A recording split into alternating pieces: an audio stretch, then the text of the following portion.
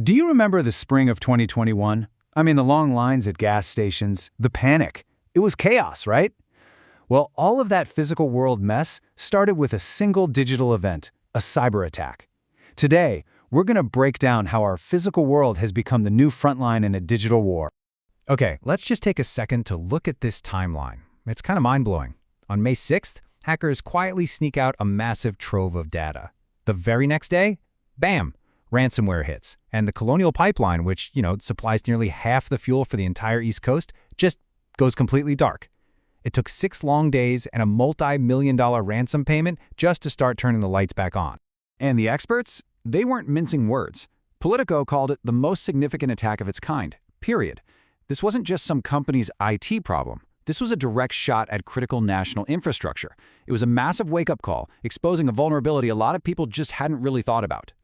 So, how did this even happen?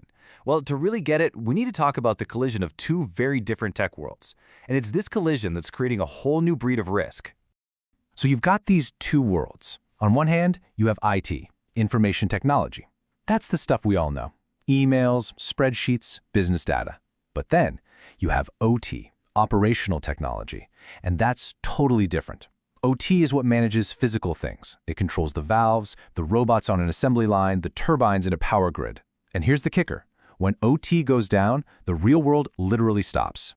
And believe me, this risk is absolutely everywhere. This isn't a one-off thing. Back in 2018, TSMC, the biggest chip maker on the planet, got hit by a version of the WannaCry ransomware. It didn't just lock up some files. It shut down their factories. It stopped the production of the very microchips that our entire world runs on. And then, just a year later, it happened again. The aluminum giant Norsk Hydro was crippled by a massive cyber attack. It knocked out their global operations, forcing them back to manual processes. I mean, are you seeing the pattern here? It was becoming terrifyingly clear. Okay, so this is where it really hits home. Because when these OT systems get attacked, a clock starts ticking, and the cost of every single second is, well, it's absolutely staggering.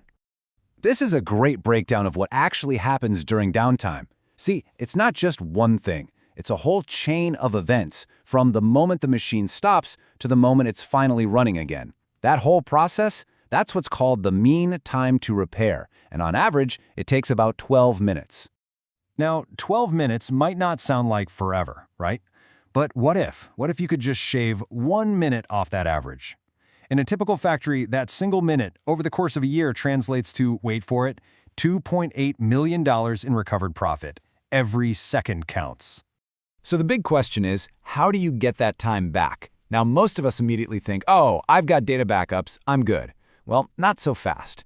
In one of these industrial failures, just having your data is like having the blueprints for a factory that's already burned to the ground. See, a traditional backup, it saves your data, your files, your spreadsheets, but it doesn't save the operating system, the applications, or all the complex custom settings that make the machines actually run. It's like someone hands you a bag of flour and sugar, but your entire kitchen, the oven, the bowls, the recipe is gone. What are you going to do with that? And this is the question you really have to ask yourself. If the server that controls your whole production line gets completely wiped out by malware, is having a copy of the data files really enough? No way. You've got to rebuild that entire server from scratch before you can even think about using that data. And that takes a ton of time. And this chart right here is where the difference becomes so clear. Just look at the recovery time. Traditional backup can take hours, even days to get you back up and running. Bare metal recovery, or BMR, we're talking minutes to hours. And it doesn't just give you your files back, it restores the entire system, the whole shebang. It's not even a fair fight. So what exactly is bare metal recovery? Think of it like this. It takes an exact snapshot, an image of your entire system, and restores it onto brand new bare metal hardware. It's not like rebuilding the factory from blueprints. It's like having a fully built, identical factory on standby, ready to go at the flick of a switch. Which brings us to the only real solution for the modern world.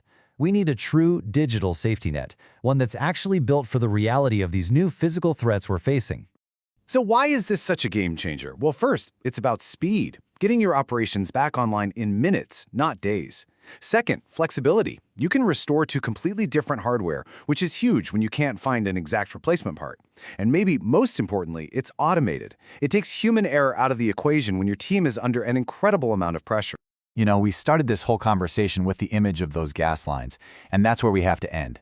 The fallout from these attacks isn't digital anymore, it's physical. It hits our supply chains, our utilities, our daily lives. In this new reality, just having a data backup, well, that's like bringing a bucket of water to a raging house fire. It's just not enough. So I'll just leave you with this one last thought. Our entire physical world, from the car you drive to the power in your home, it all runs on a digital backbone now. So we have to ask ourselves, is our recovery plan truly ready for that reality?